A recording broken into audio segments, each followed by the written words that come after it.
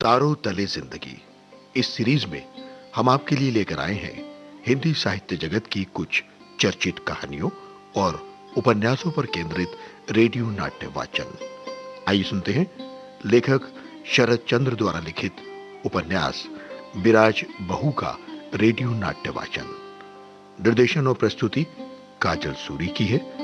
वाचन स्वर डॉक्टर ऋतु राजपूत का। सूत्रधार श्वेत सियार खान। आइए सुनते हैं कड़ी 14। अब तक आपने सुना, जो मैं कर नहीं सकती छोटी बहू, वो काम करने के लिए मुझसे मत कहो। इतना कहकर चलने की हुई कि छोटी बहू ने एकाएक रोती सी आवाज में पुकार कर कहा, जाओ ना दीदी। और अब आगे। अच्छा, सुंदरी आई थी, इसी से चली जाने को कह रही हो? हाँ दीदी, इसीलिए कहती हूँ, यहाँ से चली जाओ। विराज कुछ देर चुप रही, उसके बाद बोली, एक कुत्ते के डर से घर छोड़कर चली जाऊं? छोटी बहू बोली, कुत्ते के पागल हो जाने पर उससे भय करना ही पड़ता है दीदी। फिर इस बात को छोड़कर भी देखो, सिर्फ तुम्हारे लिए ही नहीं, इस बात से और भी कितना अनिष्ट हो सकता है।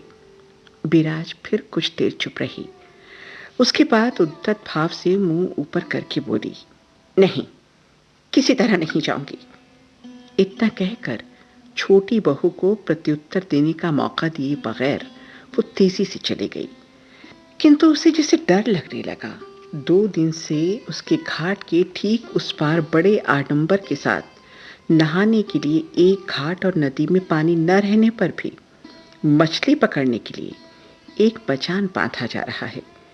विराज मन ही मन समझ गई कि ये सब क्यों हो रहा है। नीलांबर ने भी एक दिन स्नान से आकर पूछा, उस पार घाट कौन बनवा रहा है? विराज गुस्सा करके बोली, अरे मुझे क्या मालूम। इतना कहकर तेजी से चली गई। उसका ढंग देखकर नीलांबर अवाक रह गया, किंतु विराज ने उसी दिन से बेवक्त जल भरने के लिए घाट पर जाना बंद कर दिया। वो बड़े सवेरे या रात होने पर ही नदी को जाती। 1000 काम अटकने पर भी वो हरगिज बाहर नहीं निकलती, किंतु अंदर ही अंदर घृणा, लज्जा और क्रोध से मानो उसके प्राण बाहर निकलने को छटपटाने लगे। किंतु इस अत्याचार और अकथ्य अशिष्टता के विरुद्ध अपने स्वामी से कुछ कहने का वो साहस न कर सकी। 4 दिनों के बाद नीलांबर घाट से आकर हंसते हुए बोला, विराज, नए जमींदार का साज सरंजाम देखती हो? विराज बोली, देखती क्या नहीं हूं। नीलांबर फिर हंसते हंसते बोला, मैं यही सोचता हूं कि ये आदमी पागल तो नहीं है। अरे नदी में तो मछलियों के रहने लायक भी जल नहीं है, किंतु ये आदमी गिर्रीदार बंसी डाले सारा दिन बैठा रहता है। विराज चुप बैठी रही। किसी प्रकार वो स्वामी की हंसी से उनका साथ न दे पा रही थी। नीलांबर कहता गया, हाँ किंतु ये सब तो ठीक है। भद्रलोक के घाट के सामने सारे दिन उसके यूं बैठे रहने से औरतें और लड़कियां भला वहां कैसे जा पाएंगी? अच्छा विराज, तुम लोगों को तो सचमुच बड़ी असुविधा हो जाएगी। विराज बोली, होती भी है तो हम क्या कर सकते हैं। नीलांबर उत्तेजित होकर बोला, पर वैसा हो ही क्यों?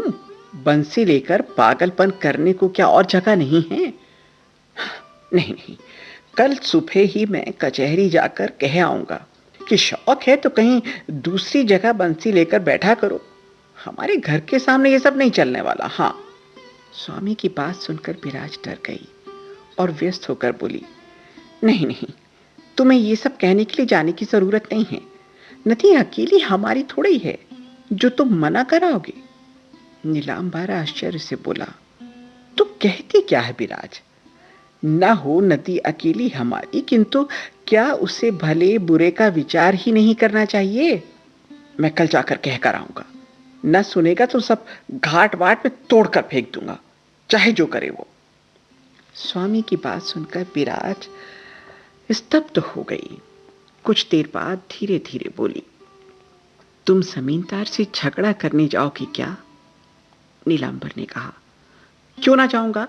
अरे बड़ा आदमी होने से जो मन में आएगा वही करेगा क्या, और हम उसे सहते जाएंगे? क्या तुम प्रमाणित कर सकते हो कि वो अत्याचार करता है? नीलांबर ने गुस्से से कहा। मैं तर्क वितर्क के फेर में नहीं पड़ता विराज। साफ देख रहा हूं कि अन्याय कर रहा है, और तू कहती है कि प्रमाणित कर सकते हो। अरे कर सकता हूं या नहीं ये मैं बाद में समझ लूंगा। विराज क्षण भर स्वामी के मुंह की ओर स्थिर भाव से देखती हुई बोली, देखो, दिमाग जरा ठंडा करो। जिसे दोनों जून खाने का ठिकाना नहीं है, उसके मुंह से ऐसी बात सुनकर लोग थू थू करेंगे। क्यों? और क्यों? तुम जमींदार के लड़के से लड़ना जो चाहते हो।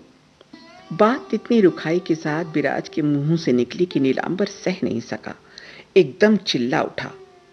अरे तू क्या मुझे कुत्ता बिल्ली समझती है? जब देखो खाने का ताना दिया करती है। बता तो किस दिन तुझे खाना नहीं मिला? वो भी जलकर बोली, व्यर्थ चिल्लाओ न मुझ पर। किस तरह और क्या करने से दोनों समय खाना मिलता है, क्या तुम नहीं जानते हो? किंतु मैं जानती हूं, मेरे अंतर्यामी जानते हैं। इस विषय में तुम कहने जाओगे तो मैं विष पीकर मर जाऊंगी। हाँ। इतना कहकर जो उसने सर उठाया तो देखा कि नीलांबर के मुंह का रंग उड़ गया है। उसकी दोनों आंखों से अकल गुम हो गई हो, ऐसी विहल दृष्टि थी। उस चितवन के सामने विराज छोटी हो गई। कोई और बात न कहकर धीरे से खिसक गई। उसके चले जाने की बाद भी नीलांबर उसी प्रकार खड़ा रहा। उसके बाद एक लंबी सांस लेकर चंडी मंडप के पास आकर स्तब्ध सा बैठ गया। उसके क्रोध ने बिना जाने समझे छोटे से स्थान पर सिर उठाया ही था कि जोर का धक्का खाकर बिल्कुल ही स्पंदनहीन और जड़ हो गया।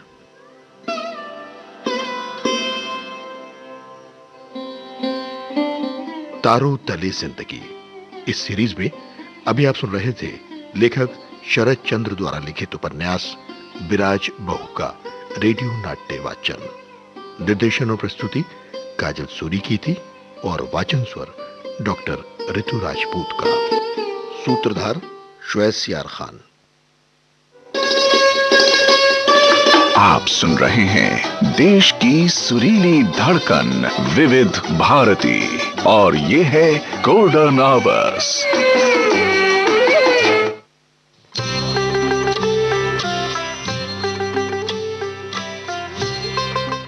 विविध भारती गोल्डन आवर्स पर अगला कार्यक्रम आप सुनेंगे रसरंग, और इससे पहले हम आपको याद दिला दें कि 1:20 पर आप सुनेंगे कार्यक्रम देखो मगर प्यार से।